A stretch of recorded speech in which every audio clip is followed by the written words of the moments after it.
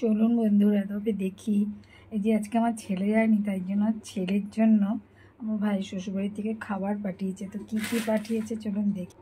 দেখুন, 1 2 3 4 5 6টা, আবার এর মধ্যে পাঁপড় দিয়েছে।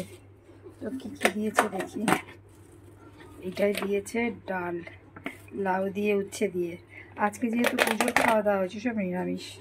এটা দিয়েছে বেগুনি, আমার ছেলের সবচেয়ে প্রিয় জিনিস। তারপরে এটাই দিয়েছে ভাত, এটাই দিয়েছে এঁচোড়, সব নিরামিষ রান্না হয়েছে। এটা হচ্ছে সেই, আর এটা দিয়েছে হচ্ছে আপনার ওই পালং ডাঁটার চচ্চড়ি, আর এইটাতে দিয়েছে চাটনি, আর এটায় পাঁপড়। সমস্ত কিছু যা যা হয়েছে সমস্ত কিছুই দিয়ে দিয়েছে।